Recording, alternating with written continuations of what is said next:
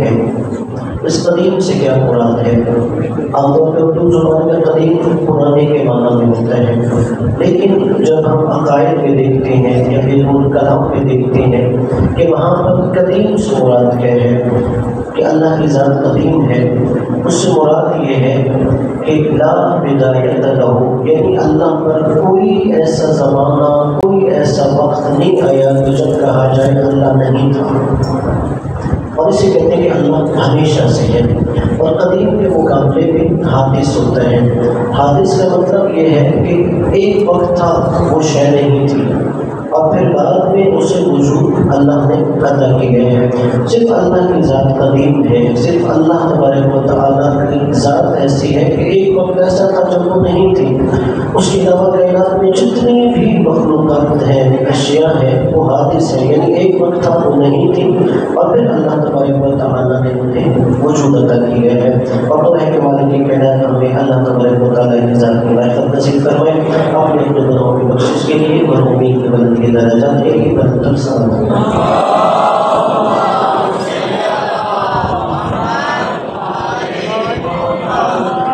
پھر اگر اس ہفتے کے اسلامی مناسبات کے حوالے سے عرض کروں تو اس ہفتے کے اندر جو اسلامی مناسبات ہیں، سب سے پہلے 17 ربیع الاول رسول خدا صلی اللہ علیہ وآلہ وسلم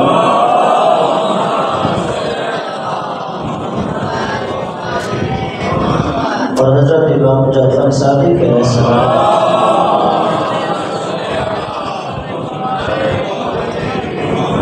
دنیا میں تشریف لائے۔ اب اگر دیکھا جائے تو یہ کوئی قدرت کا انتظام ہوگا۔ نبی کا بھی لقب صادق ہے، چھٹے امام کا لقب بھی صادق ہے، سارے انبیاء صادق ہیں، اس سے سارے ائمہ صادق ہیں، ہر معصوم صادق ہے، لیکن نبی کے ساتھ بھی لقب صادق ہے اور چھٹے امام کے ساتھ بھی لقب صادق ہے۔ اور یہ اللہ کا خاص انتظام ہے کہ دونوں سچے ایک ہی دن میں دنیا میں آئے۔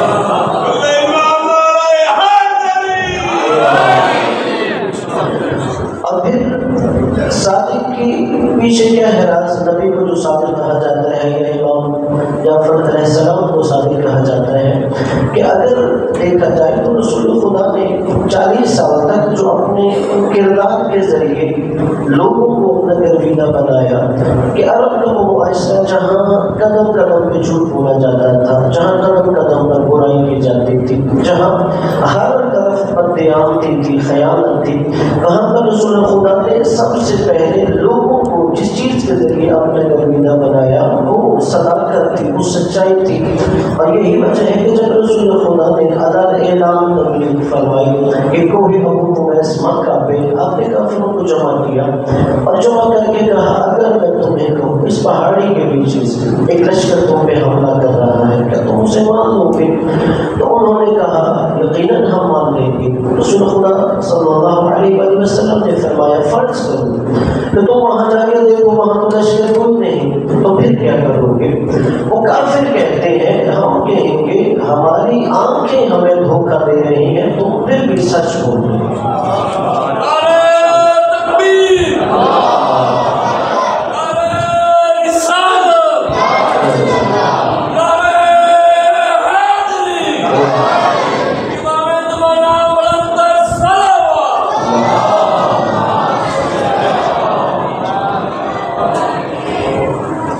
جب رسول خدا نے ان سے اپنی صداقت کی گواہی دے دی تو اس کے بعد رسول خدا نے فرمایا قولوا لا الہ الا اللہ تفلحوا، میں تمہیں کہتا ہوں کہ تم کہو اس اللہ کے علاوہ کوئی معبود نہیں ہے اور میں تمہیں تمہاری نجات، تمہاری فلاح، تمہاری جنت کی ضمانت دیتا ہوں۔ اور وہی لوگ جو پہلے صداقت کی گواہی دیتے ہیں، کردار کی گواہی دیتے ہیں، مگر جب بات عقیدے کی آ گئی نعوذ باللہ رسول خدا کو جھٹلا دیا کہ ہم اپنے باپ دادا کی عقیدے کو کیسے چھوڑ دیں، اپنے باپ دادا کے جو افکار تھے، نظریات تھے، ان کو کیسے چھوڑ دیں۔ اور دیکھیے پھر رسول خدا صلی اللہ علیہ وآلہ وسلم کی جو ذات تھی دنیا میں آنے سے پہلے باپ کا سایہ سر سے اٹھ گیا تھا، اور پھر رسول خدا صلی اللہ علیہ وآلہ وسلم کی مشہور روایت کے مطابق 2 سال عمر تھی کہ جب ماں کا سایہ بھی سر سے اٹھ گیا تھا۔ پہلے جناب عبد المطلب آپ کی کفالت کرتے رہے، اور اس کے بعد حضرت ابو طالب علیہ السلام کفالت کرتے رہے۔ اگرچہ یہاں پہ کفالت پر لوگ کہتے ہیں کہ حضرت ابو طالب علیہ السلام چونکہ چچا تھے، سرکار مصطفیٰ بھتیجے تھے، تو اس لیے چچا اور بھتیجے کا ایک رشتہ تھا، ایک خاندانی انس تھا کہ جس کی وجہ سے حضرت ابو طالب علیہ السلام کفالت کرتے ہیں۔ اب دیکھیے، اگر دیکھا جائے چچا تو رسول خدا کے اور بھی تھے، اور روایت ہے کہ ابو لہب کو رسول خدا سے بچپن میں اتنا پیار تھا کہ جس کنیز نے ابو لہب کو یہ خوشخبری سنائی تھی کہ تمہارے بھائی عبداللہ کے گھر یتیم بیٹا پیدا ہوا ہے، ابو لہب نے اس خوشخبری میں اس کنیز کو آزاد کر دیا تھا۔ یعنی بچپن میں یہ حالت تھی، اور جیسے ہی رسول خدا نے توحید کا اعلان کیا تو یہی چچا سب سے بڑا دشمن بن گیا، اور قرآن میں پورے سورہ لہب ابو لہب کی مذمت میں نازل ہوا۔ تو اس کا مطلب یہ ہے کہ اگر ایک طرف عقیدہ ہو اور ایک طرف رشتہ داری ہو تو لوگ اپنا عقیدہ نہیں چھوڑتے، اپنی رشتہ داریاں چھوڑ دیتے ہیں۔ ہم سے ہر ایک اپنے معاشرے میں یہ دیکھتا ہے کہ اگر ایک طرف ہمارا عقیدہ ہے، دوسری طرف رشتہ داری ہے، لوگ اپنی رشتہ داریاں چھوڑ دیتے ہیں، اپنا عقیدہ، اپنی سوچ، اپنا فکر، اپنا نظریہ تبدیل نہیں کرتے۔ مگر جتنے باقی چچا تھے، ابو لہب کے سامنے بھی یہی تھا کہ یا تو عقیدہ رکھ لو یا بھتیجا رکھ لو، تو اس نے اپنے بھتیجے کو چھوڑ دیا مگر اپنا عقیدہ نہیں چھوڑا۔ اور حضرت ابو طالب علیہ السلام جو کفالت کرتے رہے، سارے کافروں کی دشمنیاں مول دی، یہاں تک کہ رات کو سرکار مصطفیٰ کے بستر پہ اپنے بیٹوں کو سنایا کرتے تھے، اور 3 سال تک مکہ والوں کے بائیکاٹ کا بھی سامنا کرنا پڑا۔ تو حضرت ابو طالب علیہ السلام نے یہ ساری وفاداریاں نبھا کر یہ بتایا کہ لوگوں، ابو طالب کا محمد سے رشتہ کیا ہے، کہ لوگ کہتے ہیں وہ چچا ہے، یہ بھتیجا ہے، مگر رشتہ داریوں کے لیے اتنی کوئی قربانی نہیں دیتا۔ سرکار ابو طالب علیہ السلام نے وہ ساری قربانیاں دے کے بتایا کہ محمد میرے بھتیجے کا نام نہیں، محمد میرے عقیدے کا نام ہے۔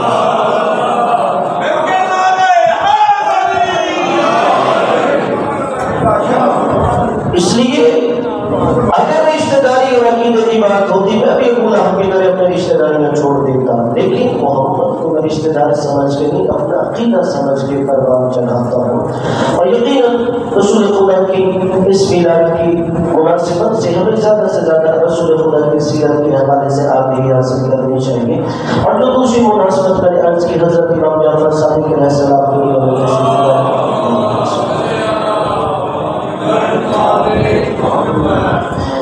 چونکہ یہ امتیاز بھی حاصل ہے کہ ہماری فقہ بھی امام صادق کی طرف منسوب ہے، جیسے فقہ جعفریہ کرتے ہیں، حالانکہ اس کے اندر قرآن و حدیث جو ادلہ شرعیہ ہیں ان سب سے فقہی مسائل کا استعمال ہوتا ہے، لیکن امام صادق علیہ السلام کی طرف اس لیے منسوب ہے کہ امام نے اسے مرتب کیا، امام نے اسے مدون کیا، اور باقی جتنے فقہی مذاہب تھے وہ امام کے زمانے میں وجود میں آ رہے تھے، ان کے مقابلے میں جب شیعوں نے اپنی شناخت کے لیے استعمال کیا تو امام جعفر صادق کی طرف فکر کو منسوخ کیا۔ اور پھر ہمارے پاس جتنی بھی احادیث ہے، خاص طور پر نوجوانوں کو یہ جو میں کہہ رہا ہوں، جب ہم لفظ حدیث استعمال کرتے ہیں تو اس سے مراد صرف رسول کے اقوال الفاظ نہیں ہوتے، بلکہ رسول کے ساتھ جو ائمہ معصومین علیہ السلام کہتے ہیں یا کرتے ہیں وہ بھی حدیث کا درجہ رکھتا ہے۔ چونکہ ہمارے پاس جتنی احادیث ہیں ان میں سب سے زیادہ حضرت امام جعفر صادق علیہ السلام کی حدیث ہے۔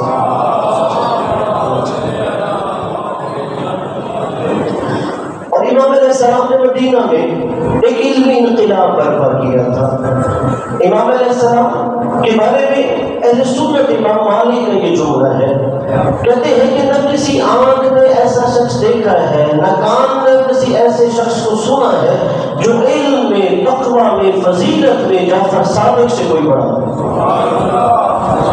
یعنی اہل سنت کے امام بھی اس چیز کی گواہی دیتے ہیں کہ علم، ریاضت، تقوی، فضیلت میں ان سے بڑا کوئی امام نہیں ہے۔ اور یہی وجہ ہے کہ امام علیہ السلام جب اپنا حلقہ درس لگایا کرتے تھے، امام اپنے گھر میں بھی حلقہ درس لگاتے تھے اور مسجد نبوی میں بھی حلقہ درس لگاتے تھے، اور امام علیہ السلام کے شاگردوں کی تعداد 4000 کے قریب علماء نے لکھا ہے۔ اگر آپ سوچیے آج سے تقریباً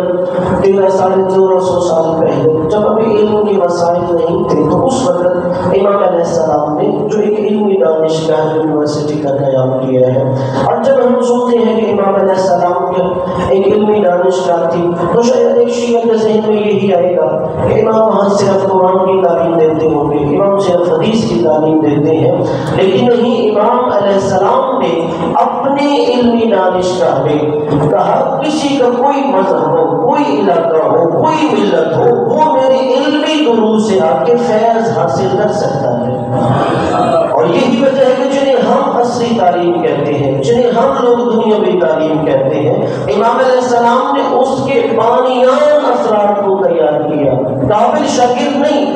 وہ جو علوم کی بنیادیں رکھ رہے تھے, جابر بن حیان جیسا شخص, یعنی جسے کہا جاتا ہے کہ وہ علم کیمیا کی بنیاد رکھ رہا تھا, خود کو امام صادق علیہ السلام کے جوتے اٹھانے پہ فخر محسوس کرتا تھا. اسی طرح مومن تاج حشام جیسے افراد کہ جنہیں امام نے مختلف علوم, علم الکلام جیسے یا علم الرزیہ جیسے علوم میں تیار کیا تھا. اور پھر امام علیہ السلام جب دروس دیتے تھے, امام نے اپنے شاگردوں کو ایک عام نصیحت فرمائی کہ تم جو بھی بات مجھ سے سنتے ہو اپنے حافظے پہ بھروسہ نہ کیا کرو, بلکہ میری ہر سنی ہوئی بات کو تم ضبط تحریر میں لایا کرو, اسے لکھا کرو. امام نے فرمایا اگر تم اپنے حافظے پر بھروسہ کرو گے تو کچھ عرصے بعد تمہارے ذہن سے یہ بات محو ہو جائے گی, ختم ہو جائے گی, اور اگر تم اسے تحریر میں لے کے آؤ گے تو آنے والی نسل اس علم سے استفادہ کرے گی. یعنی امام علم کو محفوظ کرنے کے لیے کتابت پر زور دیتے تھے کہ جو بھی سنے اسے لکھ لیا کرنا چاہیے. اور اس لیے اگرچہ علماء کہتے بھی ہیں کہ جب ہم کسی علمی درس میں جاتے ہیں, کسی مجلس میں جاتے ہیں, امام صادق کے ہر چاہنے والے, ہر شیعہ کے پاس بھی ایک پاکٹ سائز ڈائری ہونی چاہیے, ایک پین ہونا چاہیے. جہاں پر بھی امام کا کوئی نیا جملہ ملے, امام کا نیا فرمان ملے, زندگی گزارنے کا کوئی گر سکھایا جائے, ہمیں فوراً اس میں تحریر کر دینا چاہیے تاکہ وہ ہم اپنی زندگی کا ایک محفوظ ذخیرہ اپنے پاس رکھیں کہ جو امام علیہ السلام کے ذریعے ہم تک پہنچا. اور پھر امام نے اپنے شاگرد جابر بن حیان کو کہا کہ جابر بن حیان ایک طرف کیا کہا کہ لکھ لو, اور آپ جانتے ہیں کہ کاغذ کو آگ لگا کے بھی تو ختم کیا جا سکتا ہے. دوسری طرف امام نے جابر بن حیان جسے علم کیمیا کے اسرار الرموز دیے تھے, امام نے کہا جابر بن حیان تم ایک ایسا کاغذ تیار کرو کہ جسے آگ جلا نہ سکے. ماشاءاللہ. ادھر استاد نے امام علیہ السلام نے اپنے شاگرد کو حکم دیا تو روایت ہے کہ کچھ دنوں کے بعد جابر بن حیان امام کی بارگاہ میں آتا ہے اور کہتا ہے مولا جو آپ نے مجھے حکم دیا تھا نا کہ میں ایک ایسا کاغذ تیار کروں کہ جسے آگ جلا نہ سکے, اور آپ کے حکم کے مطابق میں نے وہ کاغذ تیار کر لیا ہے جسے آپ کبھی جلا نہیں سکتے. سبحان اللہ. اور یہ سب سے پہلے امام کے شاگرد جابر بن حیان نے امام علیہ السلام کے علم کے مطابق یہ روشنی پر سبق پڑھی کہ امام علیہ السلام کی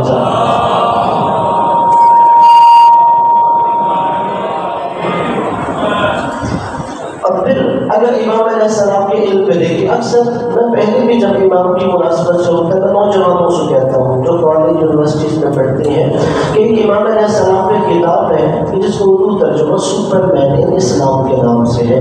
در حقیقت فرانس کے انسٹیٹیوٹ تھا, وہاں سے یہ کتاب شائع ہوئی, اور اس کو 25 مختلف دانشوروں نے لکھا, اور ان 25 میں سے 23 غیر مسلم تھے اور 2 مسلمان تھے. وہ جو 2 مسلمان ہیں, ایک لبنان کے سید موسیٰ صدر تھے اور ایک ایران کے حسین ناصر تھے. موسیٰ صدر وہ تو شہید ہو چکے ہیں, لیکن وہ جو شیعہ حسین ناصر ہے وہ زندہ ہے, وہ آج بھی امریکہ کی ہارورڈ یونیورسٹی میں پروفیسر ہے. یعنی انہوں نے امام صادق پہ کتاب لکھی, اور اس کتاب کے اندر کیا ہے, یعنی کتنی ایسی سائنسی ایجادات ہیں, کتنی ایسی دنیاوی علوم ہیں کہ جن کی سب سے پہلے ابتدا حضرت امام جعفر صادق علیہ السلام کر رہے ہیں. سبحان اللہ, ماشاءاللہ. جیسے انہوں نے اس کتاب کے اندر لکھا کہ مشہور یہ تھا اس زمانے میں کہ عناصر 4 ہیں, آگ ہے, پانی ہے, مٹی ہے, ہوا ہے, اور کہتے ہیں کہ آج جب عناصر کی فہرست بنائی جاتی ہے تو 109 عناصر ہیں. وہ کہتے ہیں, اور جب ہم امام صادق کی حلقہ درس میں دیکھتے ہیں تو امام اپنے لیکچر میں یہ چیز بیان کرتے ہیں اپنے شاگردوں کو کہ تم یہ نہ سمجھو کہ ہوا ایک عنصر عنصر کے اندر بھی اتنے عناصر ہیں کہ جن کے ساتھ مل کر یہ ایک عنصر بنتا ہے۔ سبحان اللہ۔ اور پھر امام علیہ السلام نے جیسے آپ ماحولیاتی آلودگی کی بات کرتے ہیں تو امام نے ایک جملہ ملتا ہے، امام نے کہا تم جس معاشرے میں رہتے ہو، جس خطے میں رہتے ہو، جہاں پر رہتے ہو، اس کا ماحول تمہارے اپنے ہاتھ میں ہے۔ اگر تم اس ماحول کو صاف رکھو گے تو جینے کے لیے صحیح سانس لے سکتے ہو، اگر تم بھی اس ماحول کو آلودہ کر دو گے تو تم آلودہ ماحول میں سانس لو گے۔ اور جیسے اللہ نے قرآن میں کہا ظہر الفساد فی البر والبحر بما کسبت ایدی الناس، کہ جو زمین میں اور خشکی میں بگاڑ پیدا ہوا ہے یہ انسان کے اپنے اعمال کا کیا دھرا ہے۔ اور جب آج بھی ہم کہتے ہیں کہ گلوبل وارمنگ بڑھ رہی ہے یا گرمی بڑھتی جا رہی ہے یا ماحولیاتی آلودگی بڑھتی جا رہی ہے تو اس کی ایک بڑی انڈسٹری ہے۔ ظاہر بات ہے کہ انڈسٹری جب انسان زیادہ لگا رہا ہے اپنے ہاتھ سے تو اسی طرح آلودگی بڑھتی ہے۔ اور دوسرا کیا ہے کہ جب ہم درختوں کو کاٹتے ہیں وہ بھی انسان کے اپنے اختیار پہ ہے، جیسے امام صادق نے کہا جب انسان خود ان درختوں کو کاٹے گا اور نئے درخت نہیں لگائے گا تو وہ اپنے رہنے کے لیے ماحول کو آلودہ کر دے گا۔ تو ہے کہ ہمارے لیے اللہ تعالیٰ امام صادق علیہ السلام کی سیرت پر زندگی گزارنے کی توفیق عطا فرمائے۔ امام علیہ السلام کے ذات میں بلند صلوات۔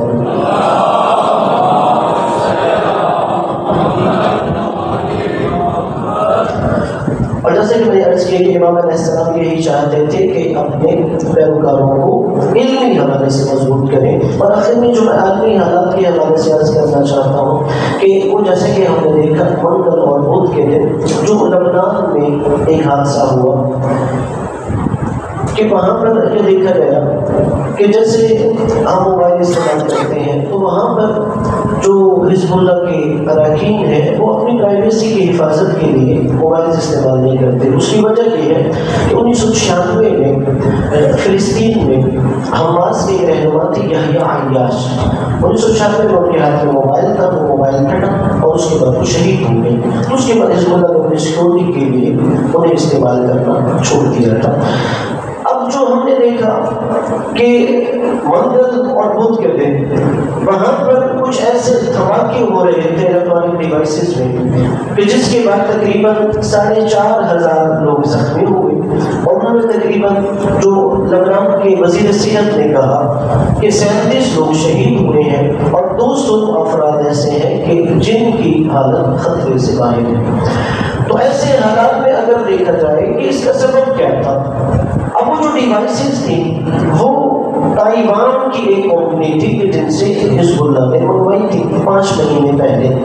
اور جب اس تائیوان کی کمپنی سے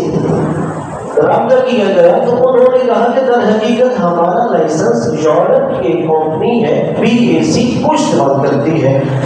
اور وہ ہم نے آلات تیار نہیں کیے جن میں دھماکے ہوئے ہیں بلکہ یورپ کے ملک ہنگری میں BAC کمپنی نے تیار کیے ہیں۔ اب ان دھماکوں کے پیچھے کیا وجہ تھی، اس کے 2 سبب بیان کیے گئے ہیں۔ ابھی حتمی رائے حزب اللہ نے کہا ہم نے انویسٹیگیشن ٹیم تشکیل دی ہے وہ بتائیں گے، لیکن 2 اس میں سے ضرور سبب یا ایک سبب ہے اس میں سے۔ پہلا سبب کہ انہیں ہیک کیا گیا اور ہیک کرنے کے بعد پھر ان کے اندر اس قدر زیادہ لوڈ بھیجا گیا کہ وہ جو لیتھیم کی بیٹریز تھی وہ بہت زیادہ گرم ہو گئی اور اس کے بعد وہ ڈیوائسز پھٹ گئی۔ اور دوسرا جو سبب ہے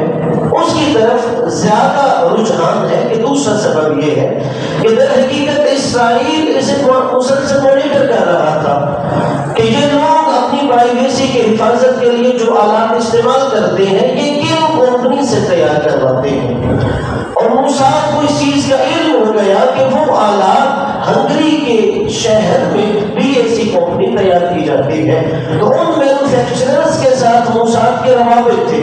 اور جب وہ آلات تیار کروائے گئے تو اس دوران اس کے اندر 10 سے 20 گرام تک دھماکہ خیز مواد رکھوایا گیا اور اس ہنر مندی کے ساتھ رکھوایا گیا کہ کوئی ماہر اسے دریافت نہ کر سکے۔ اور اس کے بعد وہ جو سپلائی چین تھی اس پہ اثر انداز ہوتے ہوئے اسرائیل نے 5 مہینے پہلے جب وہ آلات لبنان میں پہنچے اور اسے صرف حزب اللہ استعمال نہیں کرتی تھی، اسے ہسپتالوں میں ڈاکٹرز استعمال کرتے تھے، نرسز استعمال کرتی تھی جیسے واکی ٹاکی کے طور پر، تو وہاں پر جب وہ دھماکے ہوئے تو اس کے بعد جو ابھی تک صورتحال ہے کہ لبنان کے ہسپتالوں میں ایمرجنسی نافذ ہے اور وہ مریضوں کو یہاں تک کہ اپنے اطراف میں عراق اور شام کے ہسپتالوں میں بھی ریفر کر رہی تھی. لیکن اس میں جو ایک اہم چیز ہے کہ اسرائیل کو اگر دیکھا جائے جو مسلسل 1 سال سے فلسطین پہ حملے کر رہا ہے مگر وہ انسانیت کی مسلسل تذلیل کر رہا ہے. اور اگر دیکھا جائے تو اسرائیل شفافیت کی آخری گراوٹ پہ جا چکا ہے کہ اس کے نزدیک انسانی جان کی کوئی قدر و قیمت نہیں ہے. وہ اپنے دشمن کو سبق سکھانے کے لیے اس کی جان لینے کے لیے آخری حد تک بھی گر سکتا ہے. اور یہ جو لوگ وہاں پہ شہید ہوئے یہ جو زخمی ہیں یہ وہ لوگ ہیں ان میں اکثر شہری عام ہیں. ایسے نہیں ہے کہ وہ سارے جنگجو ہوں بلکہ عام شہری شہید ہوئے, عام شہری زیادہ تر زخمی ہوئے. اور جنگوں کے بھی ایک اصول ہے جیسے اسلام کہتا ہے کہ جنگوں میں بھی آپ کو اجازت نہیں ہے کہ آپ آبادیوں کو ویران کریں یا بزرگوں پہ اسلحہ اٹھائیں یا وہاں پر درختوں کو کاٹیں. لیکن اسرائیل اپنی اس جنگ میں ہر حد کو عبور کرتا جا رہا ہے. وہ صرف یہ چاہتا ہے کہ جو 1 سال سے مسلسل جنگ ہے وہ اپنے اہداف حاصل نہیں کر سکا اور وہ سمجھتا ہے کہ شاید اہداف حاصل کرنے کے لیے اگر میں دوسری طرف انسانیت کی تذلیل کی جانب جاؤں تو شاید یہ مختلف جو مزاحمتی تحریکیں ہیں وہ میرے آگے گھٹنے ٹیک دیں گی. اور ایسا ہرگز ممکن نہیں ہے. لیکن اس سے ایک چیز جو اہم ہے اگر ہم وہاں اسرائیل کی شفافیت کی مذمت کرتے ہیں وہاں ہمیں اس چیز کی طرف بطور مسلمان متوجہ ہونا چاہیے کہ ہم سائنس اور ٹیکنالوجی میں کتنی پیش قدمی کر رہے ہیں. اگر ہم یہ کہیں کہ انہوں نے وہ آلات ہیک کر لیے تھے اور اس کے اندر اسکرپٹ بھیجا انسٹالیشن کی اور اس کے بعد انہوں نے پھر وہ سارے ایک آلات کو دھماکہ خیز مواد کے ذریعے بلاسٹ کیا ہے تو آخر وہ لوگ جب ان چیزوں کو ڈیولپ کرتے ہیں تو ان کو ہیک کرنے کے اختیار بھی انہیں کے پاس ہے. مسلمان ممالک کو نوجوانوں کو اس چیز کی طرف متوجہ ہونا چاہیے کہ وہ ہر علمی میدان میں پیش قدمی کرے. اگر دیکھا جائے تو یہودی مسلمانوں سے 100 گنا بھی کم ہے. لیکن اگر دیکھا جائے PhD ہولڈر زیادہ ان کے پاس ہے, سائنسدان زیادہ ان کے پاس ہے, نوبل انعام یافتہ دیکھا جائے زیادہ ان کے پاس ہے. اگر ہم صرف یہ کہیں کہ اپنی آنکھیں بند کر دیں نہیں یہ تو مسلمانوں کے خلاف سازش ہے اس لیے سائنسدان پیدا نہیں ہو رہے. آپ کو کس نے منع کیا ہے کہ آپ علمی تحقیق نہ کریں؟ آپ کو کس نے منع کیا ہے کہ آپ میدان علم میں آگے نہ بڑھیں؟ حالانکہ رسول خدا کی احادیث ہے مشہور اطلب العلم من المہدی الی اللحد, علم حاصل کرو کہوارے سے لے کے قبر تک. اطلب العلم ولو بسین, علم حاصل کرو اگرچہ چین تمہیں جانا کرے. اور آپ نے کہا العلم ضالۃ المؤمن, اور علم مومن کی گم شدہ میراث ہوتی ہے. اطلب العلم ولو من کافر او من مشرک او من منافق, کہ علم حاصل کرو اگرچہ کافر سے حاصل کرنا چاہے, اگرچہ منافق یا مشرک سے حاصل کرنا پڑے. اب یہاں پہ کوئی علم قرآن کی معصوم تو نہیں بات کر رہے ہوں گے, علم الفقہ کی تو بات نہیں کر رہے ہوں گے, علم الحدیث کی تو بات نہیں کر رہے ہوں گے. یقیناً معصوم یہ کہتے ہیں معاشرے کے لیے ہر وہ علم جو ضروری ہے اس کا حصول علم کرنا ہر مسلمان کے لیے ضروری ہے. مردہ باد مردہ باد اسرائیل مردہ باد مردہ باد مردہ باد اسرائیل مردہ باد مردہ باد مردہ باد اسرائیل مردہ باد. ہے ہماری دستگاہ کربلا کربلا, ہے ہماری دستگاہ کربلا کربلا, حق کا سیدھا راستہ کربلا کربلا, حق کا سیدھا راستہ کربلا کربلا. بسم الله الرحمن الرحيم. إنا أعطيناك الكوثر فصل لربك وانحر إن شانئك هو الأبتر.